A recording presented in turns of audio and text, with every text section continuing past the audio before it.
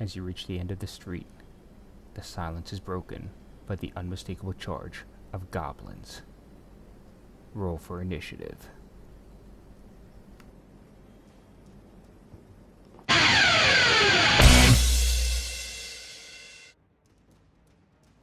I'm the Traveling DM, and I want to talk today about initiative, and is it ruining your game?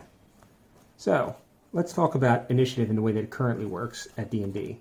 Currently, when there's an encounter, you have to roll for initiative at every turn. The DM has to track, usually using some kind of mechanism to figure out who went and who hasn't gone yet. Everybody knows whose turn order it is, when the monsters go. It really isn't a very interesting minigame. And I say a minigame because Dungeons and Dragons is basically just a series of minigames that are held together through narrative, right? There's a combat minigame, we have a social minigame, we have all kinds of different minigames that rely on different dice rolls and different checks. Initiative, however, is just not very interesting. So the question is, can we make initiative an interesting minigame and take the load off the DM and actually make it more fun for the players as well? So how does this system work? Well, it works using cards. And this is a system that we're actually going to build on over the next few videos that goes beyond just initiative into other mini games that we can incorporate and kind of enhance Dungeons and Dragons rather than replace it. In other words, we don't want to replace Dungeons and Dragons as a game to the point where we're playing a different game. We just want to enhance what it already does well. So I've asked my players to go online and just take some art and pick something that is evocative of their character. And then I took that into Microsoft Word. I made them into cards by taking the images and simply putting them into a table and labeling them with our player names. And then I laminated them, which makes them kind of shiny, but also protects them, so if soda or anything else, somebody with chips in their hands touches it, we don't have to worry about it getting damaged. So when an encounter occurs, what we do is we take a random or a generic monster card. In this case, this looks like a zombie. I could say, hey, this represents a goblin. Right? We don't want to create extra work for us as DMs and have to constantly make custom monster cards and recreate monster cards that are already out there with stats and all that stuff. So I have a couple of just random generic cards that we know these represent monsters, and I can say this is a goblin for our encounter. And then this goes into our deck. And then we shuffle our deck. And then as a DM or one of the players picks the first card, in this case it's Erewhon. And then once Erewhon goes, he picks the next card. Bernie, and so forth and so on. And so we go through our turn order this way. Now this does several things. The first thing is the DM no longer has to track who has gone and who hasn't gone yet, because the cards do that for us. They make sure that everybody gets a turn, and it's always random. The other thing that the DM doesn't have to worry about is tracking where the monsters are. Again, it's a surprise for everyone, including the DM, when the monsters are going to appear. And so we go through our turn order, and every player whose turn it is picks the next turn. And so what this does is also engages the players. That means when a player knows when their turn is, if they're down in the turn order, they're going to stop paying attention because they know that their turn is not for a while, right? And then they lose interest, and then you have to bring them back, and you have to tell them what already happened. That's just normal human behavior. This gives it a little bit more of a reason to pay attention because you don't know when your turn order is going to come. Plus, you get a little bit of an interaction by having to pick the next card. So it's constantly a question of what happens next. Now, this doesn't just end here. The other nice advantage to this is as the turns go on, as the rounds go on, I can add more monsters. In other words, now let's say at round 2, a backup of monsters have come in, reinforcements, and I can slip that in. And what this does is it says, okay, as this battle goes on, there's a bit of a timer here. In other words, the encounter gets more deadly.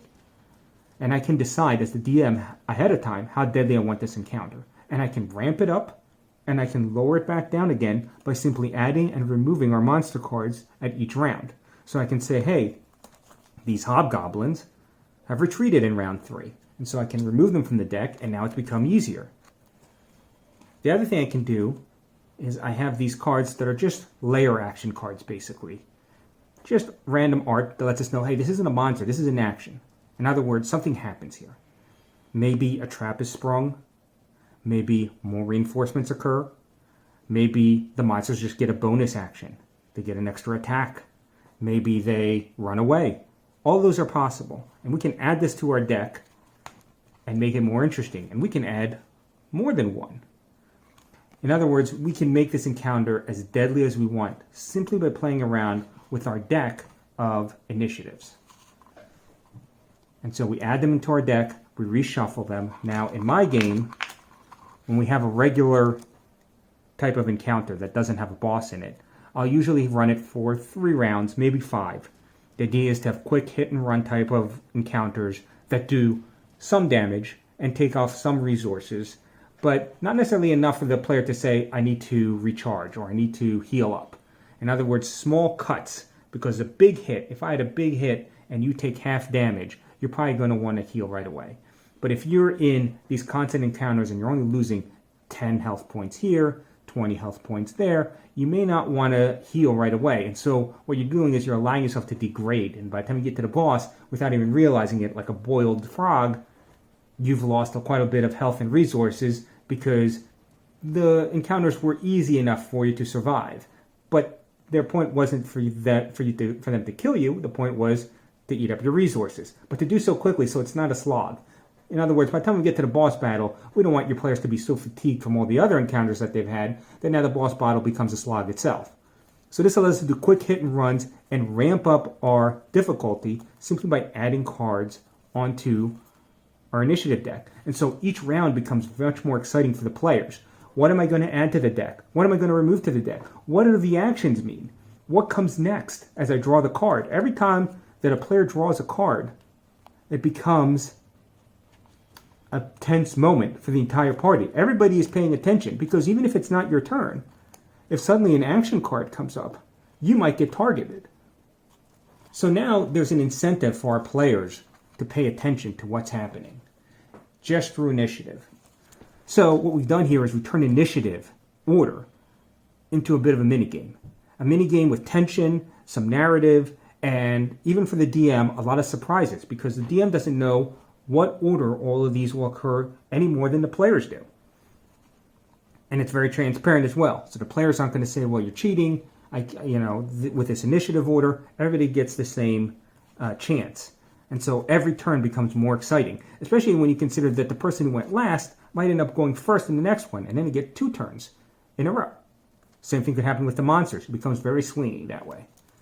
So in that way, what we've done here is we've taken initiative and we've turned it into a minigame. And really, that's the whole point of this channel, is looking for different mechanics to turn something that is kind of mundane and boring within DM, but we all have to do, into more interesting minigames and more interesting mechanics, be they timers or tensioners or any of that stuff. So in the future videos, we'll talk more about how to do exploration that's more interesting, both in dungeons and outside of dungeons, treasures, and even encounters, and how we can use some of these cards to very simply add a lot more flavor and interest to our encounters overall when we're through the dungeons, and really simulate a lot of what those random tables are supposed to simulate. The problem with those random tables is they're not very interesting when all you're doing is rolling a dice and seeing what happens. You want to have some kind of interactivity there with your players that's more than just rolling dice. And that's what we're going to build on with this series. So, I hope you enjoyed it. I'm a Traveling DM, and I'll talk to you guys next time.